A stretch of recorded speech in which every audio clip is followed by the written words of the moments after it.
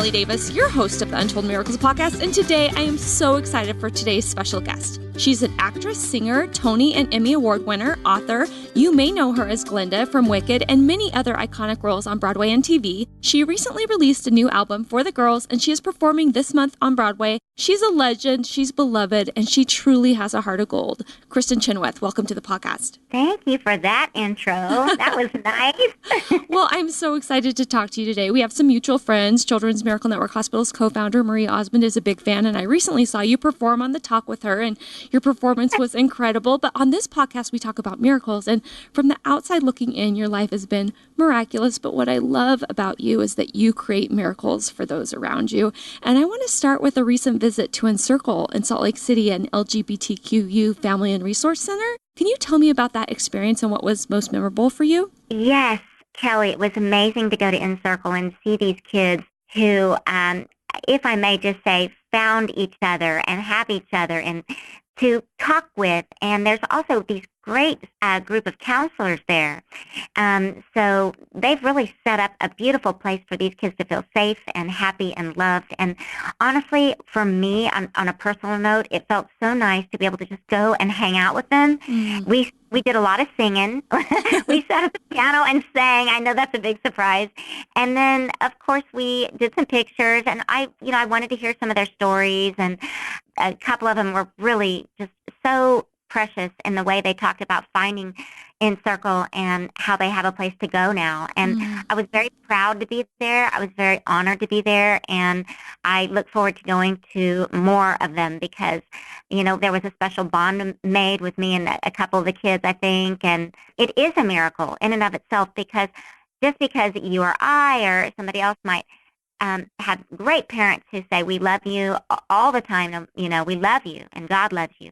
Not everybody gets that. Right. And these cats have a safe haven and counselors there to talk with and friends that they've made as family now. You also created some miracles last year when you were in Salt Lake City performing with the Tabernacle Choir. My niece was there. It was one of the best nights of her life. What was the most memorable part of that experience for you? I don't know where to begin, Kelly, because there were so many. It was something that I'd always wanted to do. I always wanted to come and sing with the choir my whole life. And finally got to happen, and there was a lot of work and preparation that everyone put into it. So by the time we got to the actual week of rehearsals and performances, I just felt like it was fun. It was so much fun. Also to have an orchestra and a choir behind you, in front of you, supporting you, and me supporting them, I just felt like we made music together. We laughed a lot, and the audience was, of course, the third character in the play, so to speak. They, too, enjoyed it. And when you're in a room with people who are there for, to celebrate the Christ's birth at Christmas time with all that music, it's just too good to be true. A lot of bucket list moments happened for me that week. Well, as a little girl who grew up in Oklahoma, you sang gospel music as a child. What were your dreams, and were they ever as big as what you're living your life right now? I don't think that my dreams were ever as big as I understood that they could be, but I was a dreamer. I remember I had a poster on my bedroom wall that says, if you can dream it, you can become it. And it was a picture of Maria Tallchief, a ballerina. And a lot of people don't know that was my original dream, was to be a ballerina. But I get the gift of long legs. And that put me in church choir. And that's why I want to say to listeners is like, what seemed to be a complete bummer when I was 6 years old turned out to be the biggest blessing of my life, which is music. I want to know what your favorite performance or role you've played in your many, many, many, many roles and performances. Oh, man, it's like picking your favorite children. Here's the thing. It'll never happen the way it happened in 1999, a long time ago, on Broadway in a show called You're a Good Man, Charlie Brown. I was lucky enough to win a Tony Award for that role, but I auditioned for that show not knowing what part I was going to be playing. I followed my gut because I was also offered the Broadway show Annie, Get Your Gun. And my message is this: when your gut tells you to do something, try to listen to that. And it'll never happen that way again. That was a very big moment in my career. And I would say on television, there's been some great roles, but on TV, I'm going to have to say there was a show I did. It was only 2 seasons, but it was called Pushing Daisies.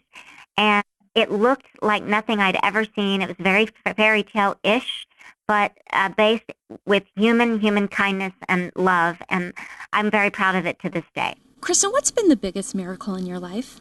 Oh, I would say that as a child of adoption, I would say the miracle happened before I even knew I was around. The miracle was God knows all, and I was put in with the right family.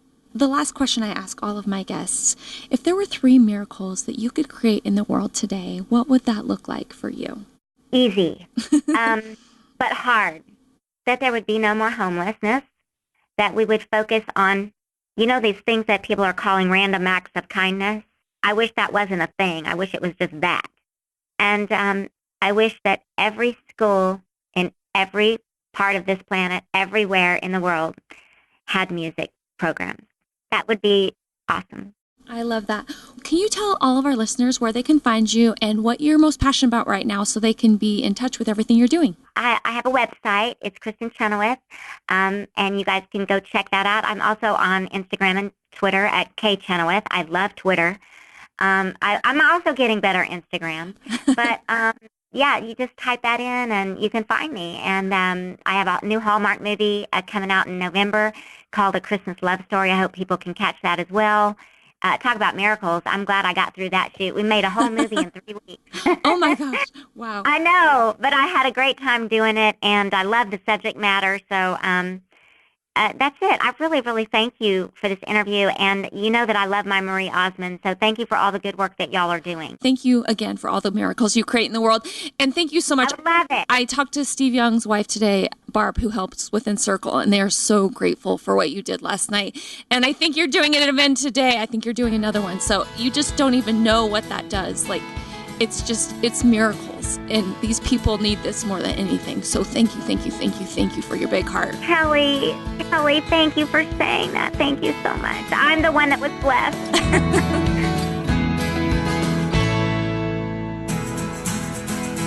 Thanks so much for tuning in to the Untold Miracles podcast. If you liked the episode, do us a favor and go to iTunes and leave a review. And if you haven't joined our Facebook group, go to Untold Miracles and leave us your story about your personal miracle. Thank you for your support of Untold Miracles.